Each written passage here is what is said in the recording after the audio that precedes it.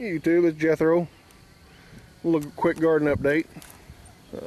Today I've got quite a bit planned. Brussels sprouts are looking really good. Some more lettuce coming up. Spinach coming up.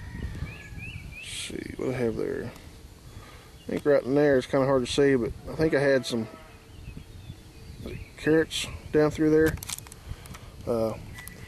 Potatoes, it's funny, they got packed in. I went ahead and tilled the area up, and I only planted one row. Well, I guess the line I planted in, I just turned the ground over enough. I've actually got potatoes popping up through that, plus the new row I planted.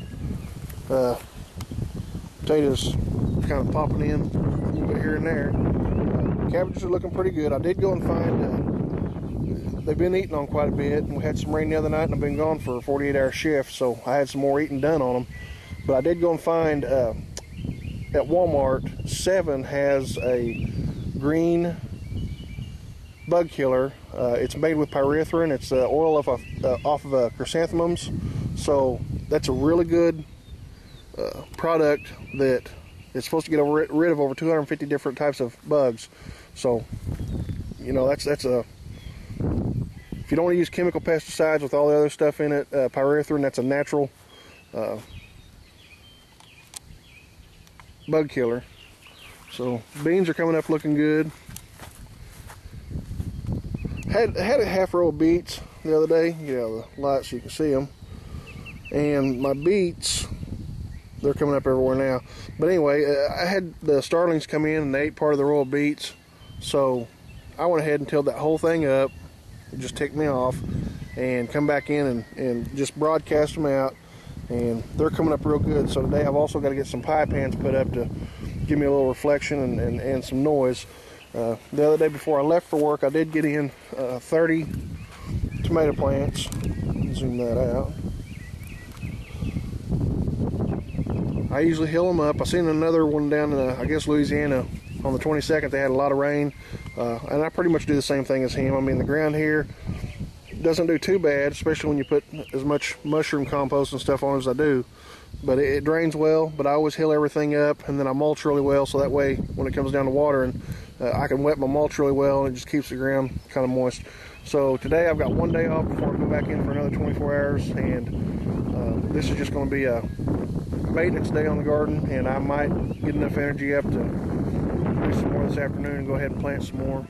So we'll show you the end results here in a little bit. First I'm going to show you my corn patches and how the grass is coming up, and before and after on it. So see you in a minute.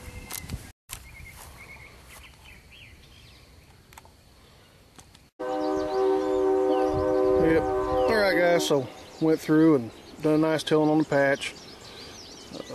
That pulls it up good. The light's not great. Took me about 40 minutes to do both areas, but kind of helps that corn stand out. Several nice rows. I found out I do have some bugs eating on the tops of some of them right out here towards the center. So we get the right row right through there. So I am going to go ahead and spray some that permethrin on them. We'll go up and take a look at the other patch.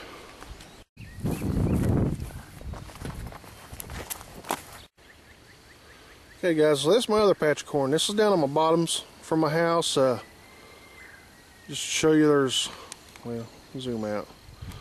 Right there in that dark holler, that's a little creek that runs through there.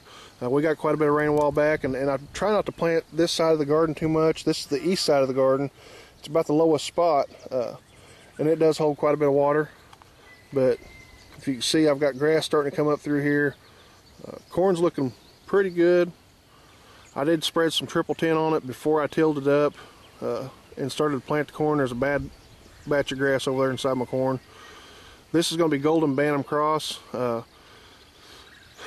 This is the first time I planted this one. I've planted a lot of different kinds, but I just like trying a little bit different stuff. And so anyway, that's my project today, is to till both gardens up and maybe the third one, and maybe we can show you an after shot. Alright, this is my upper field. It looked quite a bit better than the bottom. Like I say, the bottom though, it does get flooded a bit. The ground patch is not wrong. I did put a full dump truck load 10-wheeler of cow manure on this think it was last spring, on this side of the garden, and then over here where it's still hard packed, you can see that it's just kind of a glaze. Over here I actually did put some mushroom compost last year just to pick up load and worked it in, but like I say, this was pretty virgin ground, and it's going to need another truckload at least of mushroom compost over here, and it wouldn't hurt for another truckload of cow manure across the whole thing. And if you got anybody that has cows, it's just a good idea to try to get a pickup load of it, at least a pickup.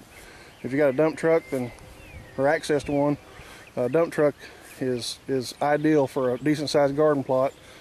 You work that in every fall if it's good clean manure, well broke down, and it'll help keep your soil loose, help keep moisture in.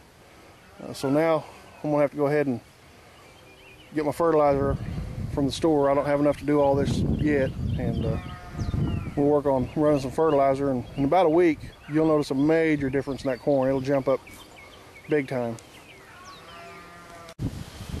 Okay folks, so while I was working stuff up, I went ahead and grabbed the tractor, and this ground was not really packed, but it'd been pretty wet, and it did have a hard surface on it, so I went ahead and worked it up. And as you can see, it kind of worked a little bit lumpy, so just gives you a good idea. Today's going to be really windy. I'm going to let the wind dry the ground out.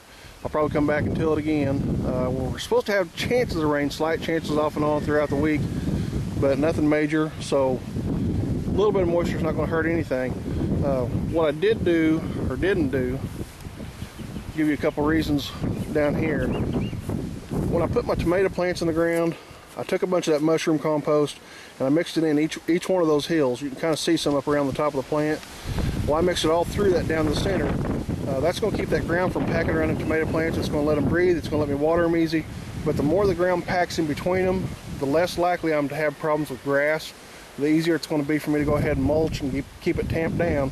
So that's something I just won't till up. Now on my green beans, they kind of need a little bit of air towards the root, and I will go in between each row. I did this one already with the small tiller. These two rows I put just a little bit close together, so I think I'm going to follow my daddy's girl's advice, and I'm going to go get me one of those small tillers today and come back and work in between these, and then we'll work on getting some mulch. I had a bunch of straw given to me. It was around the house this winter, so I'm going to bring it over here, put it in between the rows to keep the grass down. So far, where I put the mushroom compost down, just as a kind of a weed guard, it's done pretty good. I mean, I've got a little bit of grass coming up here and there, but it's nothing compared to what it would be if I didn't use it at the time that I did put it on. So as you can see, the rows got a little bit in it, but it's fairly clear. So that's going to be the project for the rest of the day, and I still have about 30 pepper plants to put in the ground, and it's about time to start doing my cucumbers and part of my squash. About time for okra as well, so I've got a full day ahead of me today. Work, like I said, 24 tomorrow, and then I get back off the Friday morning. So Friday, Saturday, I'll have a couple more days to play in the garden before I go back to work. So that's what's going on in the Jethro homestead. Thank y'all for watching. Jethro's out.